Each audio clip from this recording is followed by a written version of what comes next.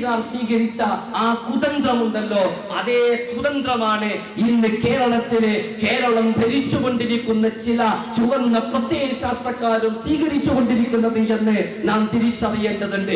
ഇന്ന് കേരളത്തിലെ മുസ്ലിങ്ങളെ സ്വന്തം രാഷ്ട്രീയ കർത്തൃത്വത്തെ കുറിച്ച് ആലോചിക്കുകയും തങ്ങളുടെ പാരമ്പര്യത്തെ കുറിച്ച് ചിന്തിക്കുകയും അങ്ങനെ മുസ്ലിം സമൂഹവും ഇവിടെയുള്ള അധസ്ഥിത ജനവിഭാഗങ്ങളും ഒക്കെ ഒരുമിച്ച് ചേർന്നുകൊണ്ട് നടക്കേണ്ട വിമോചനത്തെ കുറിച്ചുള്ള വളരെ സുന്ദരമായ ചില കാഴ്ചപ്പാടുകളും ഭാവനകളും ഒക്കെ മുന്നോട്ട് വെക്കുകയും ചെയ്യുമ്പോൾ ഇസ്ലാമിക സമൂഹത്തെ ആ ബ്രിട്ടീഷുകാരുടെ അതേ പാരമ്പര്യം ഉൾക്കൊണ്ടിട്ട് എങ്ങനെയാണ് കേരളത്തെ ഭിന്നിപ്പിക്കാൻ സാധിക്കുക എന്ന ആലോചനകൾ നടത്തുന്ന ഒരു കക്ഷിയാണ് ഇന്ന് നമ്മുടെ സംസ്ഥാനം ഭരിക്കുന്നത്. നമ്മുടെ സംസ്ഥാനം ഭരിക്കുന്നത് അങ്ങനെയുള്ള ഒരു കക്ഷിയാണ് എങ്കിൽ ഇന്ത്യ ഭരിക്കുന്നതാകട്ടെ അന്ന് തന്നെ ബ്രിട്ടീഷുകാരുടെ ഷൂനക്കി മാത്രം ശീലമുള്ള 1000 തവണ മാപ്പ് കൊടുത്താലും ഞങ്ങൾക്ക് ഞങ്ങളുടെ ജീവൻ രക്ഷിച്ചാൽ മതി എന്ന് വിശ്വസിച്ച ബ്രിട്ടീഷ് രാജ്യത്തിന്റെ വാലാട്ടുകളായ ഫാസിസ്റ്റുകളാണ് ഇന്ത്യ ഭരിച്ചുകൊണ്ടിരിക്കുന്നത്. വർത്തമാന കാലാവസ്ഥ അഥവാ നമ്മുടെ ഹാൽ, നമ്മുടെ വർത്തമാന കാലത്തെ നമ്മുടെ സാഹചര്യങ്ങൾ, അതിന് നമ്മുടെ ഭൂതകാലവുമായും നമ്മുടെ ചരിത്രവുമായും അറുത്തു മുറിച്ച് മാറ്റാൻ സാധ്യമല്ലാത്ത ഒരു ബന്ധമുണ്ട്. കേരളത്തിലെ മുസ്ലിങ്ങളുടെ ചരിത്രം മറ്റൊന്നായിരുന്നുവെങ്കിൽ കേരളത്തിലെ മുസ്ലിങ്ങൾ ചരിത്രത്തിൻ്റെ പല സന്ദർഭങ്ങളിലും സ്വീകരിച്ച നിലപാടുകൾ മറ്റൊന്നായിരുന്നുവെങ്കിൽ മുസ്ലിങ്ങളുടെ അവസ്ഥ ഇന്ന് ഇപ്രകാരമായിരുന്നില്ല എന്നെങ്കിലും നാം തിരിച്ചറിയേണ്ടതുണ്ട്. നമുക്കറിയാവുന്നതുപോലെ ഏകദേശം 500 വർഷത്തോളം നിലനിൽക്കുന്ന ഒരു നീണ്ട അധിനിവേശ കാലഘട്ടത്തിൻ്റെ ചരിത്രം ലോകത്തിന് പറയാനുണ്ട്. കേരളത്തിലും 1498 മുതൽ ആരംഭിക്കുന്ന നീണ്ട നൂറ്റാണ്ടുകളുടെ ഒരു അധിനിവേശ ചരിത്രം പറയാനുണ്ട്. ഈ ചരിത്രഘട്ടത്തിൽ അധിനിവേശ ശക്തികളുടെ ചോര പുരണ്ട സിംഹാസനങ്ങൾക്ക് കാവലിരുന്നും അവരെ ആശീർവദിച്ചും അവർക്കനുകൂലമായ സമീപനങ്ങൾ സ്വീകരിച്ചും അവർക്ക് വേണ്ടി ഈ രാജ്യത്തെ ഒറ്റുകൊടുത്തുമായിരുന്നു കേരളത്തിലെ മുസ്ലിങ്ങൾ ജീവിച്ചിരുന്നതെങ്കിൽ സച്ചാർ കമ്മീഷൻ പോലെയുള്ള ഒരു റിപ്പോർട്ട് പ്രസിദ്ധീകരിച്ചിട്ട് കേരളത്തിലെയും ഇന്ത്യയിലെയും മുസ്ലിങ്ങളുടെ പതിതാവസ്ഥയെക്കുറിച്ച് നമുക്ക് സംസാരിക്കേണ്ടി വരില്ലായിരുന്നു.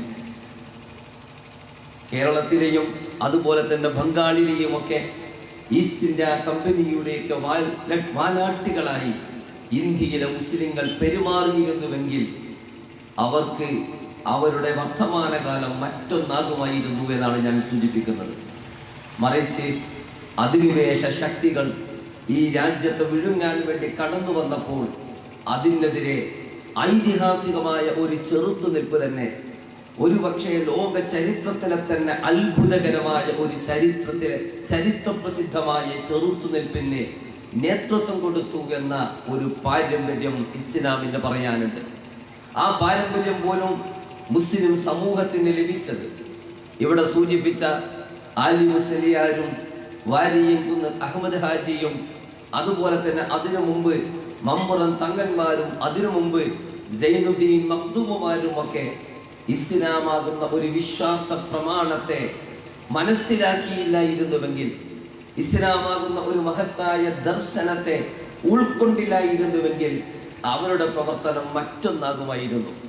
ആ ഇസ്ലാമിക ദർശനം മുന്നോട്ട് വെക്കുന്ന വിമോചന പരതയിലും മനുഷ്യ സ്വാതന്ത്ര്യത്തിലും മനുഷ്യാവകാശത്തിലും അധിഷ്ഠിതമായ ഉദാത്തമായ മൂല്യങ്ങൾ ഈ മഹാന്മാരായ പണ്ഡിതവര്യന്മാർ തിരിച്ചറിഞ്ഞില്ലായിരുന്നുവെങ്കിൽ, വിശുദ്ധ ഖുർആൻ പോലെയുള്ള ഒരു വിമോചന വേദഗ്രന്ഥത്തിന്റെ പാഠങ്ങളിലൂടെ അവർ സഞ്ചരിച്ചില്ലായിരുന്നുവെങ്കിൽ ചരിത്രം മറ്റൊന്നാകുമായിരുന്നു എന്നാണ് ഞാൻ സൂചിപ്പിക്കുന്നത്. ഞാനിവിടെ വിശദീകരിച്ചു, 1498 തന്നെ അധിനിവേശ ശക്തികൾ കേരളത്തിലെത്തുന്നുണ്ട്. ആ കാലഘട്ടത്തിൽ തന്നെ കേരളത്തിൽ ലോക ചരിത്രത്തിലെ തന്നെയുള്ള അത്ഭുതകരമായ ചെറുത്തുനിൽപ്പുകൾക്ക് ആ കാലഘട്ടത്തിൽ തന്നെ ഇസ്ലാമിക സമൂഹം നേതൃത്വം കൊടുത്തു എന്നതാണ് നമ്മുടെ അനുഭവം.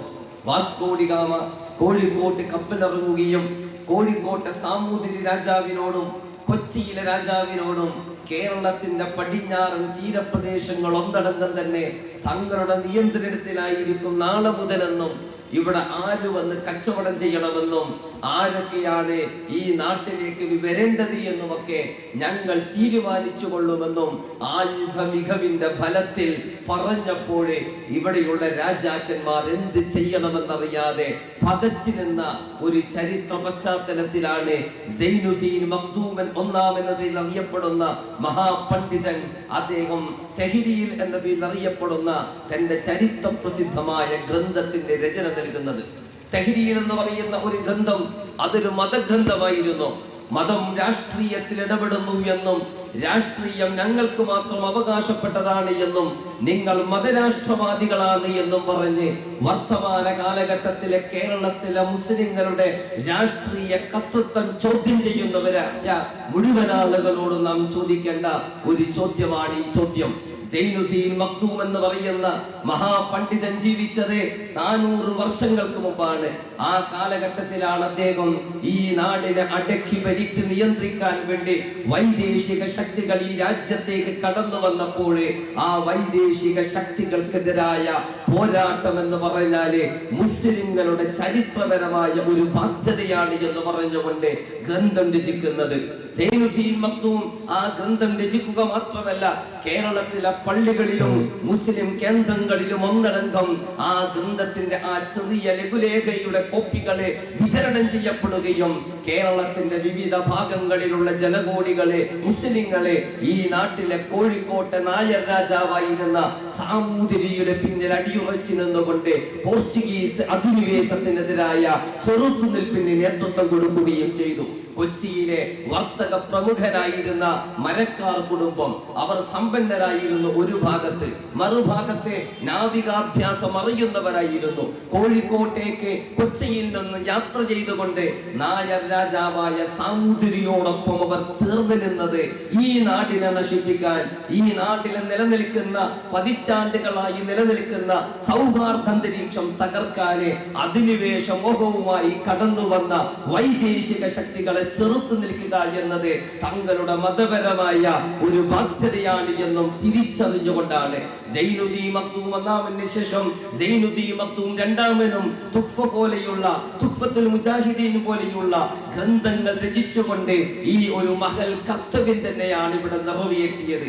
അങ്ങനെ നിറവേറ്റിയെന്ന് മാത്രമല്ല 1098 കോഴിക്കോട്ട് കപ്പലിറങ്ങിയ വാസ്കോ ഡി ഗാമയുടെ അനുചരന്മാരായ പറങ്കി സേനയ്ക്ക് കേരളത്തിലെ കാലുകുത്താൻ, കേരളത്തിൽ സ്ഥിരത ഉറപ്പാക്കാൻ സാധിക്കാൻ വേണ്ടി 1600 വരെ മറ്റൊരു ഭാഷയിൽ 1 നൂറ്റാണ്ട് കാലം കാത്തു നിൽക്കേണ്ടി വന്നു എന്നാണ് ചരിത്രം നമ്മോട് പറയുന്നത്.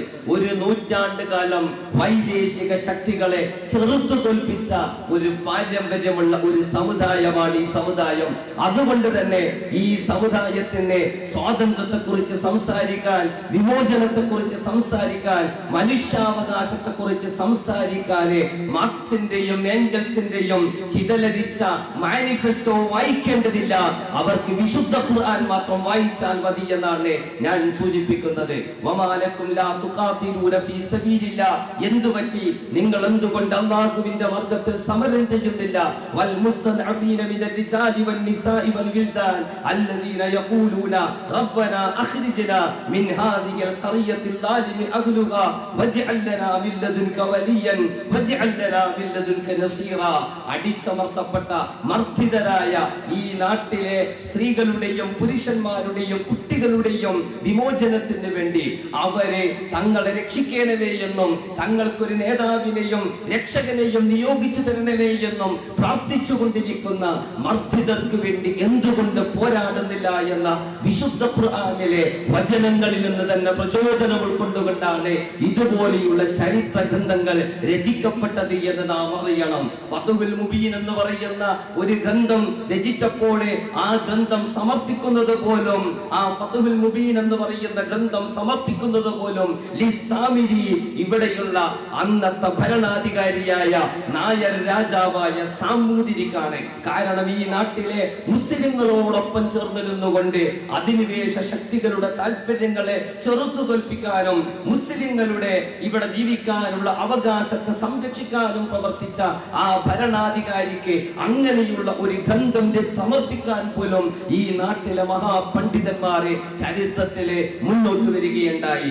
ഈ മലബാർ എന്ന് പറയുന്ന ദേശത്തിന്റെ ചരിത്രം നാം എടുത്ത് പരിശോധിച്ചു നോക്കുമ്പോൾ ഈ മലബാറിന്റെ ചരിത്രം വാസ്കോ ഡി ഗാമയെയും അനുചരന്മാരെയും പറങ്കികളെയും 100 വർഷം ചെറുത്ത് നിന്ന മുസ്ലിങ്ങൾ, പക്ഷെ പിൽക്കാലത്ത് ഇവിടെ തന്നെ ഉണ്ടായ ആഭ്യന്തരമായ സംഘർഷങ്ങൾ കാരണം മുസ്ലിങ്ങൾ ഏതൊരു സാമൂതിരി രാജവംശത്തെ സഹായിച്ചുവോ അതേ രാജവംശം തന്നെ പിന്നീട് തങ്ങളുടെ ഭൗതികമായ താല്പര്യങ്ങൾക്ക് വേണ്ടി തങ്ങളെ സഹായിച്ചവർക്കെതിരെ പുറംതിരിഞ്ഞു നിന്ന ഒരു പശ്ചാത്തലത്തിലാണ് പറങ്കികൾക്ക് ഇവിടെ ആധിപത്യം ഉറപ്പിക്കാൻ സാധിച്ചത്. പിന്നീട് ഡച്ചുകാരും ഫ്രഞ്ചുകാരും ഒക്കെ നമ്മുടെ നാട്ടിലേക്ക് വരുന്നത് ഇത്തരം ഒരു സാഹചര്യത്തിലാണ്. ബ്രിട്ടീഷുകാരാകട്ടെ അതിനു മുമ്പ് തന്നെ ഈസ്റ്റ് ഇന്ത്യ കമ്പനി ഇന്ത്യയിൽ സ്ഥാപിച്ചിട്ടുണ്ടായിരുന്നു. പിന്നീട് മലബാറിൽ നമുക്ക് കാണാൻ സാധിക്കുന്നത് ഹൈദരലി ഖാന്റെ നേതൃത്വത്തിലുള്ള ഒരു സൈന്യം മലബാറിലേക്ക് മാർച്ച് ചെയ്തതോടുകൂടിയാണ് മലബാർ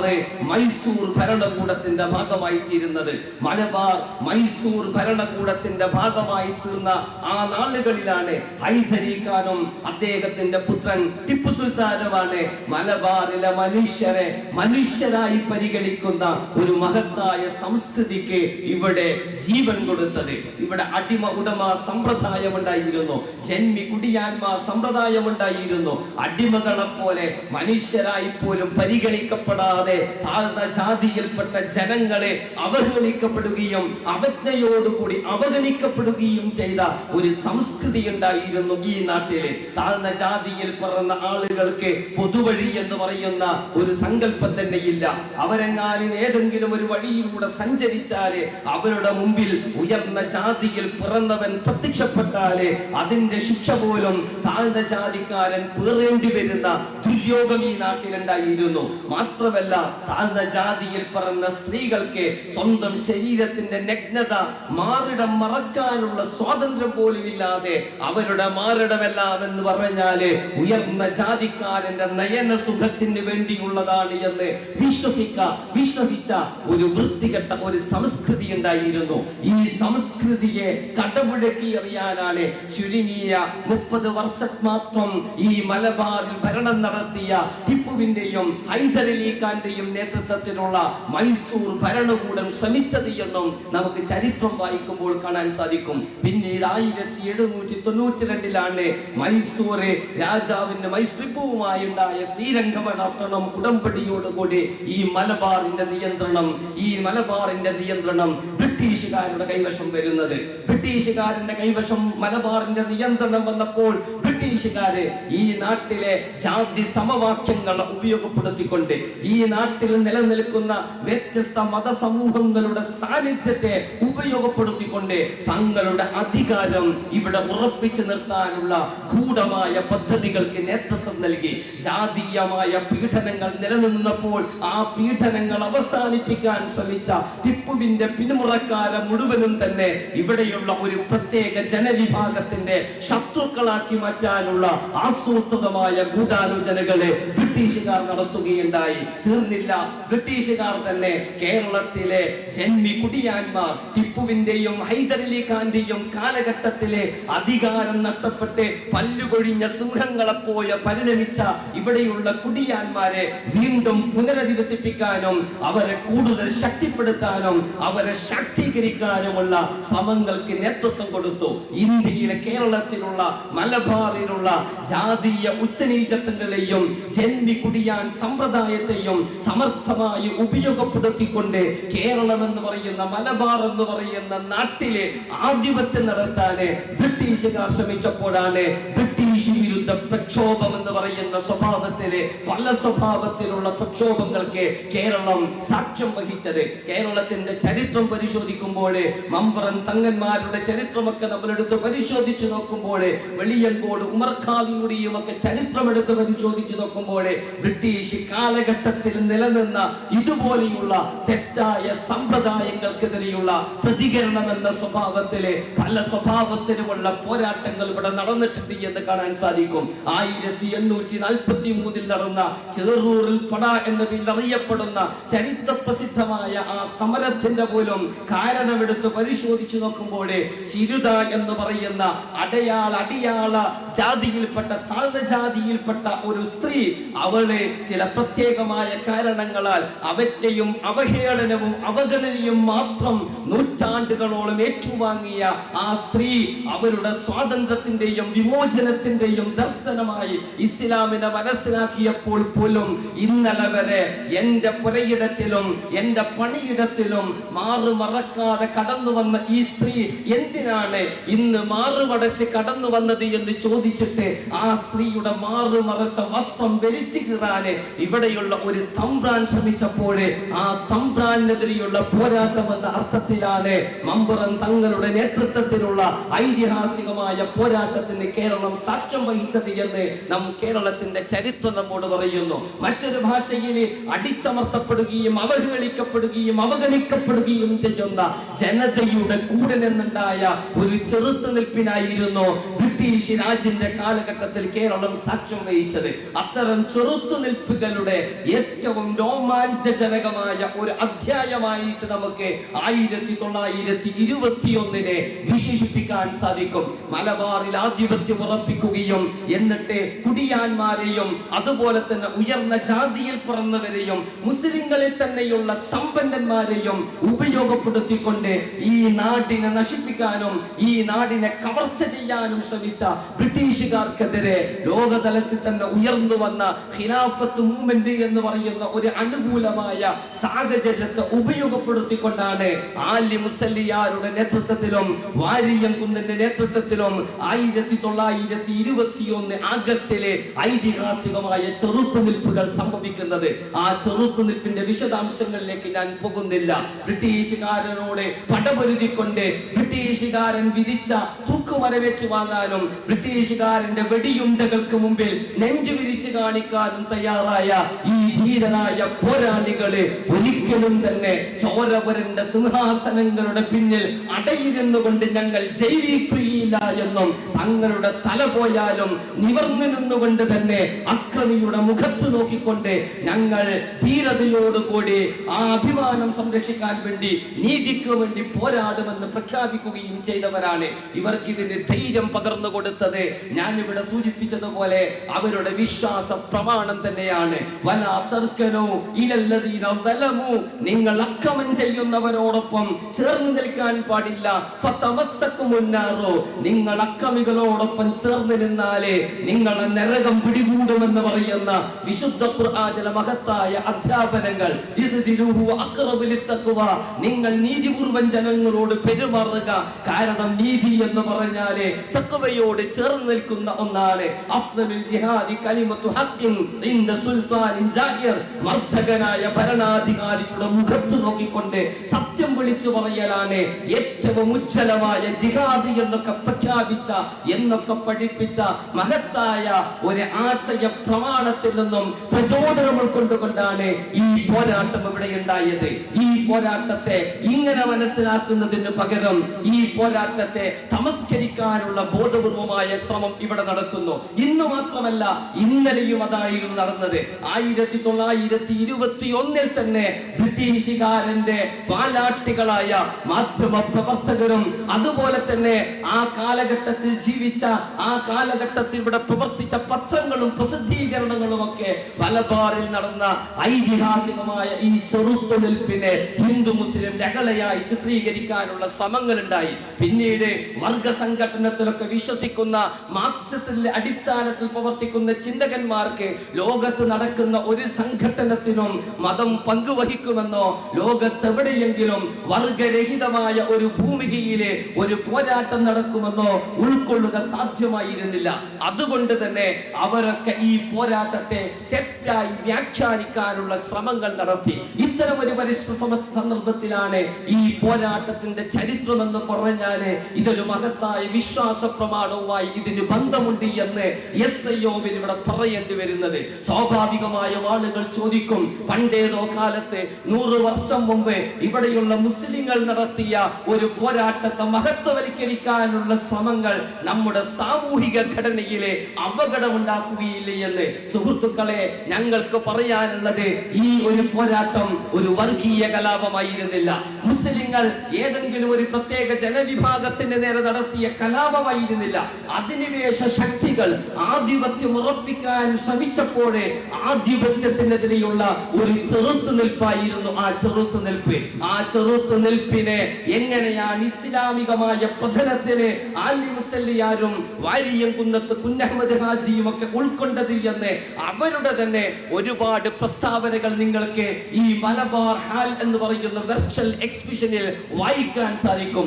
ആലി മുസല്ലിയാറ് തിരൂരങ്ങാടി കേന്ദ്രീകരിച്ചുകൊണ്ട് ഒരു ചുരുങ്ങിയ കാലം ഭരണം നടത്തിയപ്പോൾ തന്നെ അദ്ദേഹം പ്രസ്താവിച്ച പ്രസ്താവനയുടെ സാരാംശം ഇവിടെ നാളെ മുതൽ ജന്മി കുടിയാന്മാർ സമ്പ്രദായം ഉണ്ടാവുകയില്ല, ഇവിടെയുള്ള ജന്മിമാർക്ക് സവിശേഷമായ അധികാരം ഉണ്ടാവുകയില്ല, ഇവിടെയുള്ള മതസമൂഹങ്ങൾക്ക് സൗഹാർദ്ദത്തിലൂടെ ജീവിക്കാൻ സാധിക്കുമെന്നൊക്കെ പറഞ്ഞുകൊണ്ടുള്ള പ്രസ്താവനകളായിരുന്നു. ചരിത്രത്തിലെ ഇത്തരം സത്യങ്ങൾ വിസ്മരിച്ചുകൊണ്ട് മലബാർ പോരാട്ടത്തെ ഒരു വർഗീയ ലഹളയാക്കി ചിത്രീകരിക്കാനുള്ള ശ്രമം നടക്കുമ്പോഴേ അതിനെതിരെയുള്ള ഒരു ചെറുത്തുനിൽപ്പ് കൂടിയാണ് ഇതുപോലെയുള്ള പ്രക്ഷോഭവും ഇതുപോലെയുള്ള ചില ആവിഷ്കാരങ്ങളും എന്ന് നാം തിരിച്ചറിയേണ്ടതുണ്ട്. തീർച്ചയായും മലബാറിലെ ഈ വിപ്ലവകരമായ പോരാട്ടം കഴിഞ്ഞ് 100 വർഷം പിന്നിട്ട് കഴിഞ്ഞു. ഈ 100 വർഷം പിന്നിട്ടിട്ടും സമാനമായ സംഭവങ്ങൾ തന്നെ വർത്തമാനകാലത്തും അരങ്ങേറിക്കൊണ്ടിരിക്കുന്നു, നടന്നുകൊണ്ടിരിക്കുന്നു എന്നാണ് നാം സവിശേഷമായി മനസ്സിലാക്കേണ്ടത്. പക്ഷേ അന്ന് മർദ്ദകരുടെ സ്ഥാനത്ത് ബ്രിട്ടീഷുകാരായിരുന്നു ഉള്ളതെങ്കിൽ ഇന്ന് ബ്രിട്ടീഷുകാരുടെ അതേ മനോഭാവത്തോടുകൂടി പ്രവർത്തിക്കുന്ന ഒരുപാട് ഇരുട്ടിന്റെ ശക്തികളെ ഇവിടെയുണ്ട് എന്ന് നാം മനസ്സിലാക്കേണ്ടതുണ്ട്.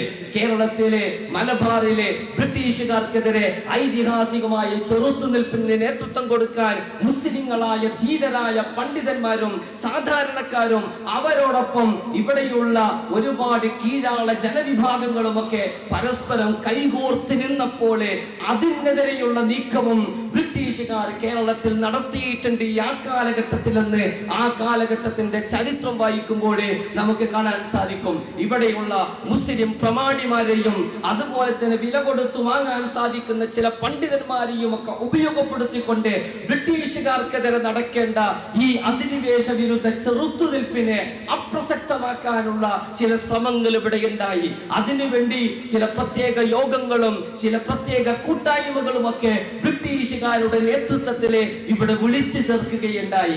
ആ കാലഘട്ടത്തിൽ ഒരു ഭാഗത്ത് ആലി മുസല്ലിയാരും വാരിയംകുന്നത്ത് കുഞ്ഞഹമ്മദ് ഹാജിയും അതുപോലെയുള്ള ഒരുപാട് ധീരരായ പോരാളികളും സ്വന്തം ജീവൻ തന്നെ ബലിയർപ്പിച്ചുകൊണ്ട് ഈ നാടിന്റെ വിമോചനത്തിന് വേണ്ടി എഴുന്നേറ്റ് നിന്നപ്പോൾ അവരുടെ ശ്രമങ്ങളെ അടിവേരെടുക്കാൻ വേണ്ടി, അവരുടെ ശ്രമങ്ങളെ പരാജയപ്പെടുത്താൻ വേണ്ടി ബ്രിട്ടീഷുകാർ സ്വീകരിച്ച ആ കുതന്ത്രമുണ്ടല്ലോ, അതേ കുതന്ത്രമാണ് ഇന്ന് കേരളം ഭരിച്ചുകൊണ്ടിരിക്കുന്ന ചില ചുവന്ന പ്രത്യയശാസ്ത്രക്കാരും സ്വീകരിച്ചുകൊണ്ടിരിക്കുന്നത് എന്ന് നാം തിരിച്ചറിയേണ്ടതുണ്ട്.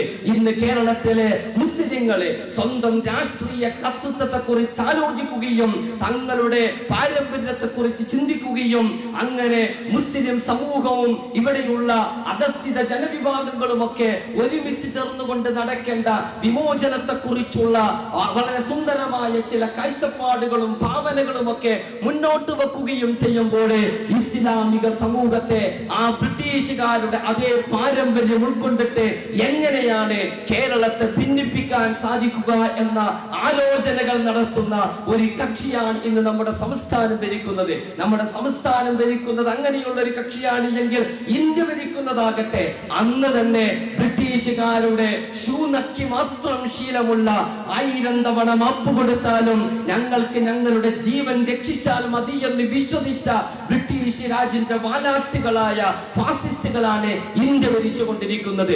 ഈ രണ്ട് ശക്തികളും ഇന്ന് കേരളത്തിൽ ചെയ്തുകൊണ്ടിരിക്കുന്നത് എന്താണ്? ബ്രിട്ടീഷുകാരെ ഈ കേരളത്തിലെ മതസൗഹാർദ്ദം തകർത്തിട്ട് മുസ്ലിങ്ങളെയും ഹിന്ദുക്കളെയും ഒക്കെ ഭിന്നിപ്പിച്ചിട്ടാണ് ഇവിടെ ആധിപത്യം നടത്താൻ ശ്രമിച്ചതെങ്കിൽ അതേ ചരിത്രത്തിന്റെ ആവർത്തനമെന്നോണം വർത്തമാന കാലഘട്ടത്തിലെ മുസ്ലിങ്ങളെയും അതുപോലെ തന്നെ ഇവിടെയുള്ള ഭൂരിപക്ഷ സമുദായത്തെയും തെറ്റിച്ചുകൊണ്ട് പരസ്പരം അകറ്റിക്കൊണ്ട് അവർക്കിടയിൽ അനൈക്യം സൃഷ്ടിച്ചുകൊണ്ട് ഈ കേരളത്തിന്റെ സാമൂഹിക അന്തരീക്ഷത്തെ അപകടപ്പെടുത്താന് മതേതരത്വത്തിന്റെ മേൽവിലാസത്തിൽ ഒരു ഭാഗത്തെ ഇവിടെ ചില ശക്തികൾ ശ്രമിച്ചുകൊണ്ടിരിക്കുകയാണ്.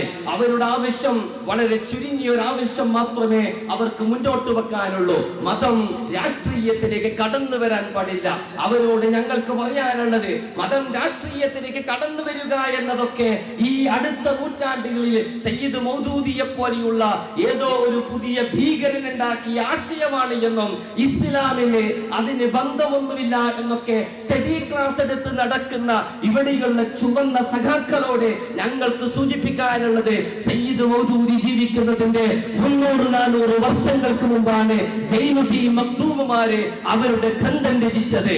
അവർക്ക് നിങ്ങൾ അവരെ ഏത് കാറ്റഗറിയിൽ പെടുത്തും സുഹൃത്തുക്കളെ എന്ന് നിങ്ങൾ 1000 തവണ നിങ്ങളുടെ സെന്ററിൽ പോയി തലമുകഞ്ഞ് ആലോചിക്കേണ്ടി വരും. ഒരുപക്ഷെ മാർക്സിനെ സ്വന്തം ശ്മശാനത്തിൽ നിന്ന് പിടിച്ചു കൊണ്ടുവന്ന് അദ്ദേഹത്തോട് നിങ്ങൾ അഭിപ്രായം അറിയേണ്ടി വരും. കാരണം മതങ്ങൾക്ക് സാമൂഹിക ഘടനയിലെ പ്രത്യേകിച്ചൊന്നും ചെയ്യാനില്ല എന്നും മതങ്ങൾ കാലഹരണപ്പെട്ടു പോയ പരമ്പരാഗതമായ വിശ്വാസ പ്രമാണങ്ങളുടെ ആകത്തുകയാണ് എന്നും സമൂഹത്തെ മുന്നോട്ട് നയിക്കാനോ വിമോചനത്തെ കുറിച്ച് സംസാരിക്കാനോ വിപ്ലവത്തെ കുറിച്ച് സംസാരിക്കാനോ സ്വാതന്ത്ര്യത്തെ കുറിച്ച് സംസാരിക്കാനോ മതങ്ങൾക്ക് സാധ്യമല്ല എന്നുമൊക്കെ പ്രചരിപ്പിക്കുന്നവരെ സംബന്ധിച്ചിടത്തോളം സൈനുദ്ദീൻ മഖ്ദൂമുമാരെ കുഴിച്ചു മൂടുക എന്നത് അവരെ സംബന്ധിച്ചിടത്തോളം അവരുടെ ആവശ്യമായിരിക്കാം. മാർക്സ് വിമോചനത്തെ കുറിച്ച് സംസാരിക്കുന്നതിന് മുമ്പ് ബ്രിട്ടീഷ് രാജ്യത്തിന് മുമ്പില് ബ്രിട്ടീഷ് രാജ്യം സോവിയറ്റ് റഷ്യയുമായി സഹകരിച്ച സന്ദർഭങ്ങളിലെല്ലാം തന്നെ ഈ ബ്രിട്ടീഷ് രാജ്യം എന്ന് പറഞ്ഞാല് സോവിയറ്റ് റഷ്യയെ സഹായിച്ചിട്ട് മാർക്സത്തെ രക്ഷിച്ചുകൊള്ളുമെന്ന് കരുതി ബ്രിട്ടീഷുകാർക്ക് ആശീർവാദം നയിക്കുകയും ബ്രിട്ടീഷ് വിരുദ്ധ പ്രക്ഷോഭങ്ങളെ ദുർബലപ്പെടുത്താൻ ശ്രമിക്കുകയും ചെയ്ത സഖാക്കൾക്ക് ഒരിക്കലും തന്നെ ആലി മുസല്ലിയാരെയും അതുപോലെ തന്നെ വാരിയംകുന്നനെയും തിരിച്ചറിയാൻ സാധിക്കുകയില്ല. എന്തുകൊണ്ട് വാരിയംകുന്നനും ആലി മുസല്ലിയാരും ഒക്കെ പ്രസക്തമാകുന്നു എന്ന് ചോദിച്ചാല് കേരളത്തിലെ മുസ്ലിങ്ങൾക്ക് അവരുടെ വിശ്വാസ പ്രമാണത്തിൽ ഉറച്ചു നിന്നുകൊണ്ട് തന്നെ സാമൂഹിക ഉള്ളടക്കമുള്ള ഒരു ലോകത്തെ സൃഷ്ടിക്കാൻ സാധിക്കുമെന്നും സാമൂഹിക പരതയുള്ള രാഷ്ട്രീയ മുഖമുള്ള ഒരു ദർശനമായി ഇസ്ലാമിനെ നിലനിർത്താൻ സാധിക്കുമെന്നതിന്റെ ഒരു വലിയ തെളിവായിട്ട് ഈ മലബാറിലെ ഈ മഹത്തായ വിപ്ലവം ഇന്നും നിലനിൽക്കുന്നുണ്ട്. ഞാൻ പറഞ്ഞു, ലോക ചരിത്രത്തിലെ തന്നെയുള്ള അത്ഭുതകരമായ ചില സംഭവവികാസങ്ങൾക്ക് സാക്ഷ്യം വഹിച്ച നാടുകൂടിയാണ് മലബാർ എന്ന് നമ്മൾ അറിയണം. കാരണം 1492 കൊളംബസ് അമേരിക്കയിലെത്തുന്നത്. 1498 വാസ്കോ ഡി ഗാമ ഇവിടെ എത്തിയപ്പോഴേക്കും അധിനിവേശ വിരുദ്ധ പോരാട്ടത്തിലേക്ക് ഒരു ജനതയെ പ്രചോദിപ്പിക്കാൻ ആവശ്യമായ ഒരു ഗ്രന്ഥം ഇവിടെയുള്ള ഒരു മഹാപണ്ഡിതന് രചിക്കാൻ സാധിച്ചുവെങ്കിൽ ഒരുപക്ഷെ ലോക ചരിത്രത്തിലെ മുസ്ലിങ്ങളുടെ പക്ഷത്തിൽ നിന്ന് രചിക്കപ്പെട്ട ഏറ്റവും ആദ്യത്തെ അധിനിവേശ വിരുദ്ധ പോരാട്ട ഗ്രന്ഥമായിട്ട് തെഹ്രീനും തുഖ്ഫയും അടയാളപ്പെടുത്തപ്പെടുമെന്ന കാര്യത്തിൽ യാതൊരുവിധ സംശയവുമില്ല. ഈ അധിനിവേശ പാരമ്പര്യം ഉൾക്കൊണ്ടുവന്നെയാണ് ഈ കാലഘട്ടത്തില് നമ്മുടെ മസ്തിഷ്കത്തെ അധിനിവേശം നടത്താൻ ശ്രമിച്ചുകൊണ്ടിരിക്കുന്ന നമ്മുടെ ചിന്തയെ വെരിഞ്ഞു മുറുക്കാൻ ശ്രമിച്ചുകൊണ്ടിരിക്കുന്ന നമ്മുടെ ആവിഷ്കാരങ്ങളെ നിഷേധിക്കാൻ ശ്രമിച്ചുകൊണ്ടിരിക്കുന്ന ഫാസിസത്തിനും മാർക്സിസത്തിനും അതൊക്കെ എതിരെയുള്ള എഴുന്നേറ്റ് നിന്നുകൊണ്ടുള്ള ആർജവത്തോടു കൂടിയുള്ള പ്രവർത്തന പരിപാടികളെ ഇവിടെ നടക്കേണ്ടത് അത്തരം പ്രവർത്തന പരിപാടികൾക്ക് കൂടിയുള്ള ഒരാവേശകരമായ ഒരു തുടക്കമാവട്ടെ ഈ ഇത്തരം പരിപാടികളെന്ന് ആശംസിച്ചുകൊണ്ട് ഞാൻ എന്റെ വാക്കുകൾ അവസാനിപ്പിക്കുന്നു. നിങ്ങൾക്ക് നന്ദി. അസ്സലാമു അലൈക്കും വറഹ്മത്തുള്ളാഹി വബറകാതുഹു.